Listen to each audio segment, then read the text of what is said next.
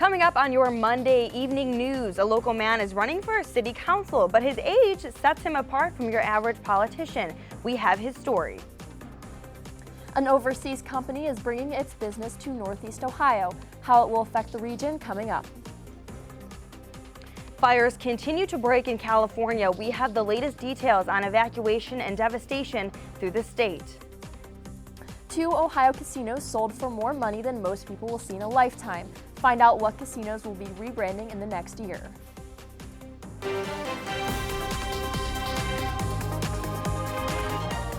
This is TV2 News.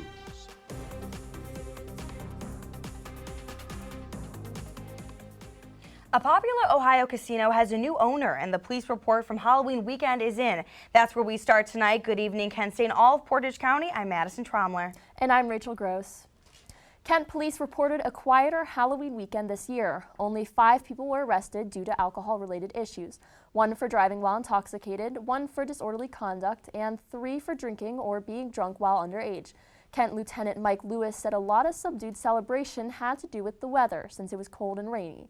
The Kent Police Department said that Halloween weekends have been less intense over the past 3 years. 2 major Cleveland casinos sold for $843 million. Jack Cleveland Casino and Thistledown Casino will hold the same brand and identity after Vici Property bought them. The property consists of 24 gaming facilities and over 15,000 hotel rooms. The 2 properties opened in 2012, and the transaction will be finalized in early 2020. In other news, Aurora City Schools is looking to hire a new board member for the new year. This is due to there only being 1 candidate on the ballot and 2 vacancies since the term has expired. This will be a 2-year term, and the board will vote and approve a candidate in January. You can apply on the school district website by November 15th. The headquarters for a London Stock Exchange Group company will be opening in Cleveland early next year. Elite, a company that trains smaller companies to help them grow, is expected to hire 40 workers with an annual payroll of $5 million. Cleveland will also host the Elite Program's International Conference next year, which is the first time it's been held outside of England. Elite's decision to locate in Northeast Ohio will have long-term upsides for the region. And with Election Day in just over a week, you've been seeing a lot of local candidates of different backgrounds, experiences, and opinions. But it's not every day you see a candidate quite like this. Reporter Aaron Simonek sat down with this prospective politician to talk about his. Yeah, that's right. I made my way back to my hometown of North Royalton to speak with a local man who's running for city council. And he's actually a former high school classmate of mine. Take a look at this. I think he's the person that North Royalton needs. He will be my Ward 1 councilman. Anton Krieger has lived in North Royalton his entire life. While recently graduating high school just over a year ago, he started to develop a passion for politics. I've always seen North Royalton as a quiet, quaint community. People move out here to send their kids to a great school district and enjoy the privacy and the green space that not many communities offer. He already has not 1 but 3 college degrees and is currently at Cleveland State pursuing his master's of public administration. On top of his busy school schedule, he's running for city council. Before the 2018 midterms even ended in November, I was really like, you know what, I can make a difference in my own community. I see people doing it on these bigger levels, but I want to get my hands dirty and start in local politics. City officials told me that Anton Krieger, who just turned 20 years old, is the youngest representative to run for council in the history of North Royalton. He's new and fresh to North Royalton. Granted, he's lived here all of his 20 years, but he brings new ideas. Krieger's campaign focuses on responsible development, detailing environmental and economic expansion within the city. If he's elected, he'll be councilman to about 4,500 residents in Ward 1. Being able to really stand up and be a voice for the residents has kind of been a passion of mine. His opponent is no stranger to local politics. Jessica Finos currently works on the city's planning commission. Her campaign slogan, "Experience matters." Although he is young, he is a very dedicated young man. He's well educated. He's shown us how hard he works. The other 1/3 of council, including the mayor and the president of council, they have their candidate that they want to win in Ward 1. While Krieger may feel like the underdog, he has supporters. Many residents have his sign standing in their front yard. Voters in North Royalton need the youth that Anton will bring to our council. While Krieger has just under 2 more weeks of campaign time, he said if elected, he's ready to take on the job. I'm extremely young, and that's okay, because I've done my due diligence in researching these issues. I would love to encourage other young people to be as crazy as me and get out there and run and talk to people, go to city meetings, sit down with their elected officials. I think that's important for good government. Election Day is Tuesday, November 5th. For a full list of locations to vote throughout your city, visit your county's Board of Elections website. For TV2 News, I'm Erin Simonek. All right, well, thank you, Erin. Well, it has been beautiful today. The fall leaves are in full bloom, and I know it did rain a lot this weekend. Yeah, I'm hoping that the rain holds off for a little bit this week. I'm hoping for some of that nice weather we're seeing today. Chris, can you tell us what we're looking at right now outside? Thanks, Rachel. Right now outside we're seeing some sun. Definitely a very nice day to get out there. Maybe not so much this past weekend, there was a lot of rain, but some nice sun to start off the week. Taking a look forward, we have some good stuff to look forward to this week. Throughout the rest of Ohio, though, we have some pretty warm temperatures as well. Mansfield is seeing 64, Canton at 66, Cleveland all the way up at 66 as well. So definitely very warm, especially for it being the end of October. And just taking a look at tonight, temperatures will be dipping back down to about 49 degrees. It will be a dry evening, so that's definitely something to look forward to. Maybe crack a window or pull out an extra blanket depending on who you are. And taking a look at tomorrow, temperatures will be soaring back up to another warm day in Kent, Ohio for a high of 68 tomorrow. But be sure to stick around to see what the rest of this week's going to be looking like for you. Still to come on TV2 News, listening to music on the go is getting more and more efficient. Hear how Apple is stepping up their game when we come back. And when we return, we have the updates on the fires burning in California this past weekend. And October is coming to an end, which means winter is getting closer and closer. Find out if the temperatures will be dropping as well.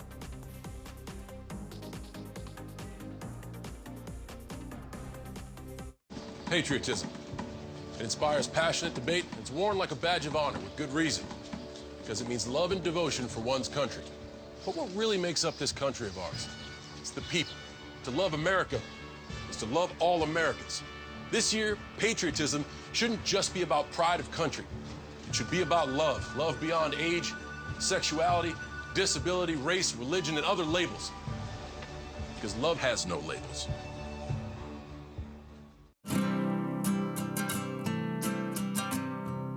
Every day across America, excess food is gathered by a network of good people at local food banks, giving hope to millions of children who struggle with hunger. They've earned their wings, and you can too. Together, we can solve child hunger.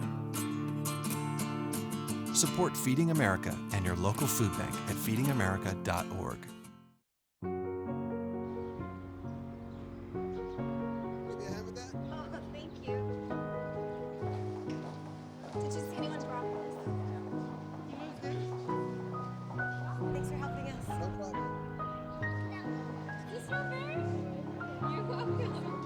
We'd do anything for kids. Yet 1 in 6 children in the U.S. struggle with hunger. Help end childhood hunger near you. Learn how at feedingamerica.org. Welcome back. President Donald Trump announced Sunday morning that ISIS leader Abu Bakr al-Baghdadi was dead following a U.S. military raid in Syria. A U.S. Special Operations Force had gone after the ISIS leader, and there were no U.S. deaths during the ordeal. Several ISIS fighters were also killed during the attack. 11 children were moved and are uninjured. President Trump said this event had nothing to do with the U.S.'s decision to pull troops out of Syria. And Trump was met with an unforgiving crowd at the World Series game in D.C. Sunday night. The president was booed at, and then the crowd began chanting, quote, "Lock him up," a reference to a call Trump supporters made towards Hillary Clinton in the 2016 election. MLB Commissioner Rob Manfred said that Trump was offered the chance to throw out the first pitch, but declined it. The response to Trump's appearance comes before a week that will be politically challenged for him as the House Democrats press forward with impeachment. And the House will formally vote this week, affirming the impeachment inquiry into President Trump. The resolution will be the first full vote the full House will take related to impeachment. Former Deputy National Security Advisor Charles Kupperman defied a congressional subpoena earlier and failed to appear for a closed-door deposition. Democrats say this failure to comply will not delay their investigation. And for the last of the updates on the president, Trump will sign an executive order today at the Chiefs of Police Annual Conference and Exposition in Chicago. The order will create a commission to study mental health and training issues affecting police officers. Police Superintendent Eddie Johnson had chosen to skip the event over Trump's immigration policies and race rhetoric. Well, fire is still burning in California after evacuations took place this morning. A new wildfire called the Getty Fire broke in the Sherman Oaks neighborhood. Among this area is high-value homes and celebrities. LeBron James was among the residents that evacuated. The Northern California fire near the San Francisco Bay Area also forced nearly 200,000 people out of their homes. This is a fire that quickly spread. It is now over 500 acres. But we luckily had a lot of amazing heroes that were in our fire stations who rolled out immediately. We have over 500 firefighters that are on the line right now in some of the most challenging topography of Los Angeles. I personally saw 5 homes that are on Tiger Tail that have been lost.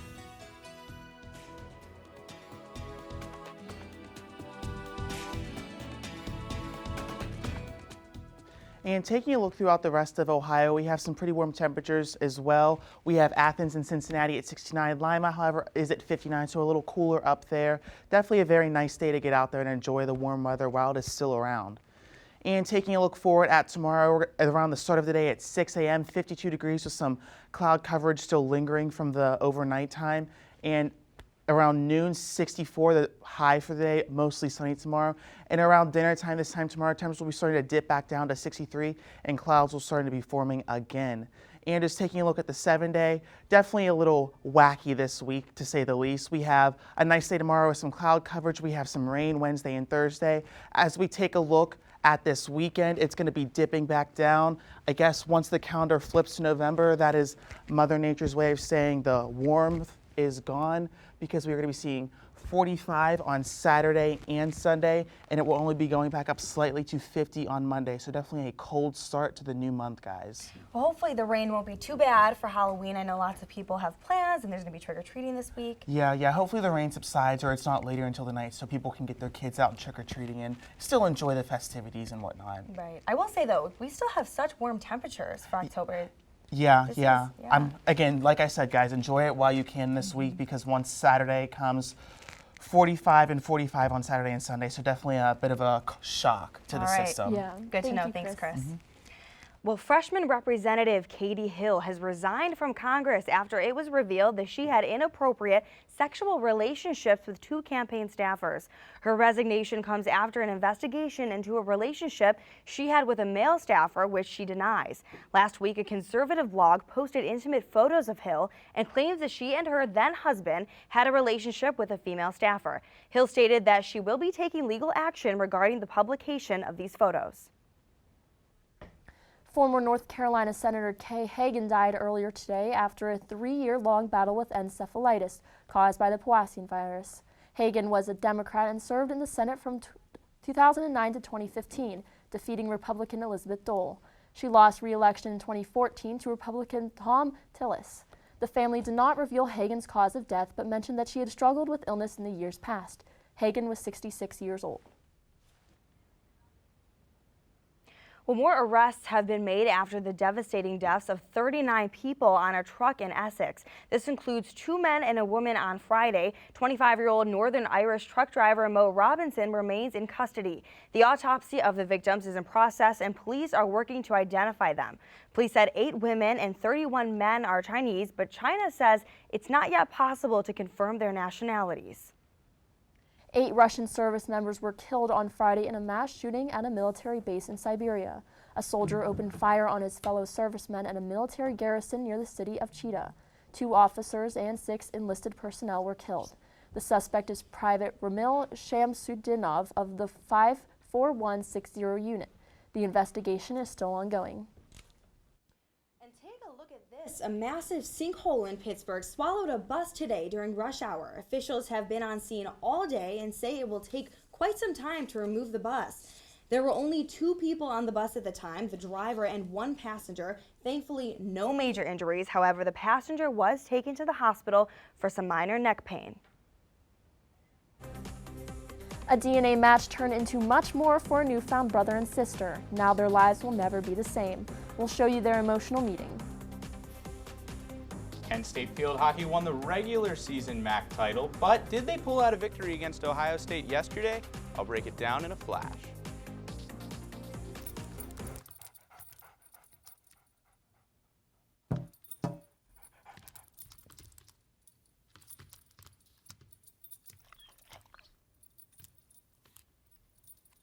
There's a shelter pet who wants to meet you. Meet one today. Visit theshelterpetproject.org. Adopt.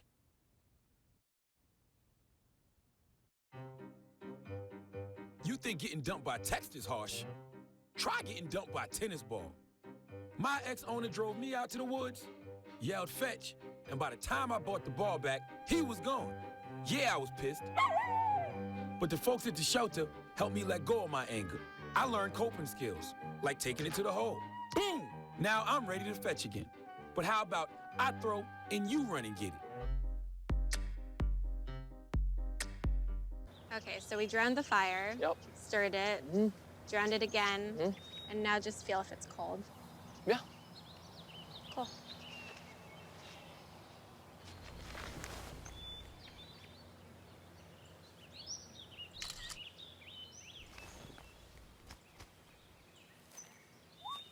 Smokey just gave me a bear hug. I know. I already posted it.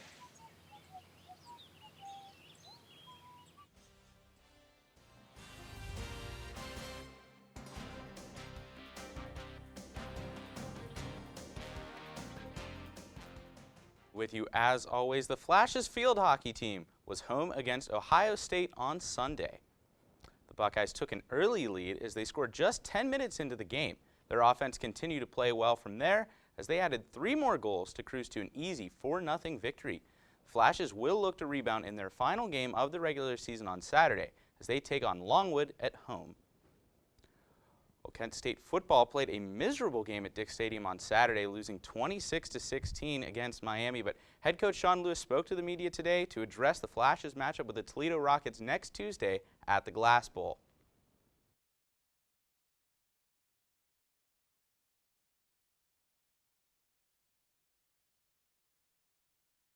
So whoever's taking the snaps is going to have that complementary offense to be a part of what they're doing. And then again, like anything else, as these games evolve and because of injuries and a lot of different factors, right, you get into the games and you got to see how the game's playing out and make the necessary adjustments and make sure the kids are trained the proper way so that when you make adjustments, they respond accordingly so that you get the outcome that you desire.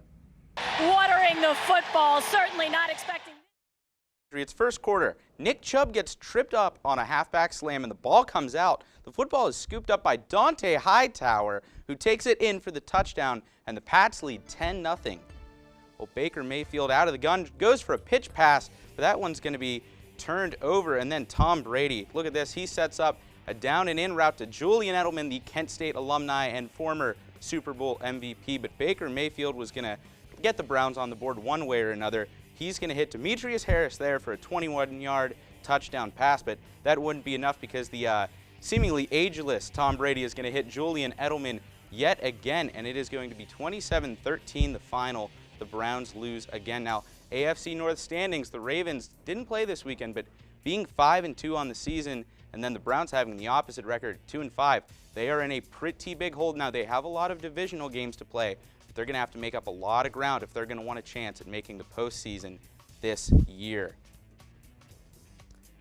Well, how about in Washington? We go to our national capital where Joe Ross is filling in for Max Scherzer. Now, Ross made it through the first inning unscathed, but Yordan Alvarez takes him deep for a 2-run homer to open the scoring in the second. It's 2-0 Astros.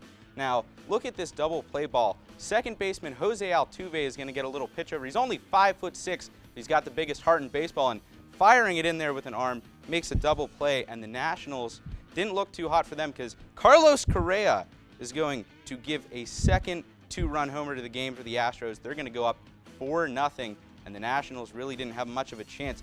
Garrett Cole gets a pitch in there, and Yuli Gurriel, that's baseball royalty, that name, and look at him sliding to first base. That offense was all over last night, making great plays, and there was no match for the Nationals. Garrett Cole here gets his 47th strikeout later on, but Juan Soto, he's only 21 years old, and he's going to hit a home run. Look at him celebrating there. He had a birthday on Friday, the young man. But here's Garrett Cole's 47th strikeout coming up. Look at this. Oh, high and away, but it's going to be strike 3. The record is 56 for the postseason. And then George Springer, the former World Series MVP, just goes absolutely yard. And the Astros take Game 5 of the World Series and a 3-2 series lead, 7-1 over the Nationals. We just got to keep battling. You know, these guys, they're not going to quit. I can tell you that right now. We got a day off tomorrow, come back Tuesday. And, you know, I truly believe these guys will get after it again Tuesday. And I told them, I said, I know we're going to go 1-0. I said, but we're going to play Game 7. I believe that. So keep pushing. Well, look at that. And it seems like just yesterday, the Indians were in the World Series. And, you know, the Nationals come from a smaller market when it comes to baseball, too. A similar team than what the Indians had. Nobody expected them to be here, but they won the first 2 games of the World Series against one of the best teams in all of baseball. And even though last night didn't do too well, they won the first 2 games of the series. They got Game 6 tomorrow night on the road, where they won both of their games. So nice to root for another small market team. And the Indians don't disappoint. No matter what, they've done great. You know what? They didn't make the postseason this year, but it was exciting till the end of the season. And almost doesn't feel like it's been about a month since the season's been over. It really seems like yesterday even that they were in the World Series. Yeah. But baseball season coming to an end, maybe tomorrow night, if not later this week. But I've been a fan of it. And the Browns being in action too, maybe they're not going the way we expected them to, but it's been a lot of fun. I love October sports because it's all there. Absolutely. Thanks, Ben. Our 3rd annual Extra Life show is back. Hear what you need to know right when we come back. See on page 4 that the projections need to be blood. Next Thursday? Seriously? Thursday? Can't do that. This is really inconvenient. I have yoga that day. I have no time for this. So. I can't do Thursday, but I can do Friday. Disasters don't plan ahead. You can. Talk to your loved ones about how you're going to be ready in an emergency. Don't wait. Communicate. I want to eat apples and bananas. I need to eat apples and bananas. Why can't I eat apples and bananas? Support the Feeding America nationwide network of food banks to help provide meals to those in need. Join us at feedingamerica.org. It's a big responsibility. Oh, it's huge. I know, it's huge. And the salary. Oh my god, yes. I mean, Right? like, I was about to move in with my parents, and right before, so this saved me. I really believe in you, you know? Thank you. It's nice to hear that from someone. These are cool. Did you, what did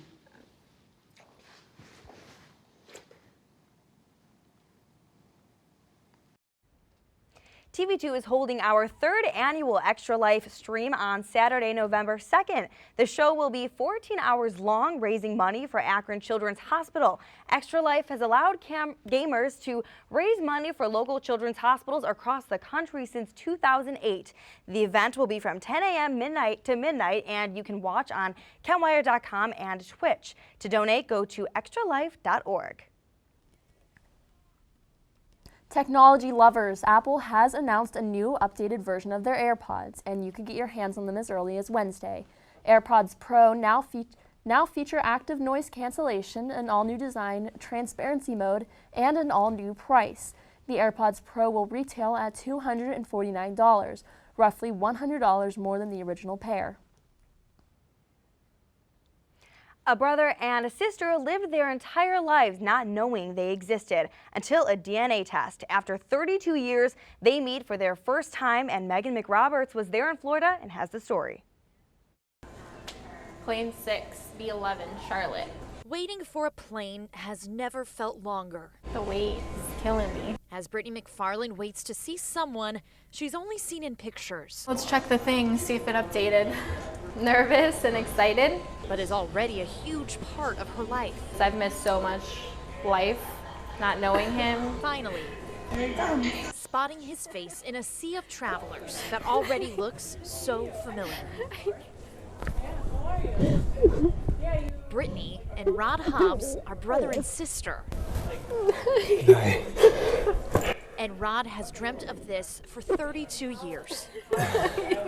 You look like us. Moving out of a tough family life at just 15. Struggled and was on my own. I grew up with pretty much no family. And learning as a teenager that the man he thought was his dad You look like me. wasn't. His mother taking to the grave his dad's true identity. I've hired private detectives and DNA experts.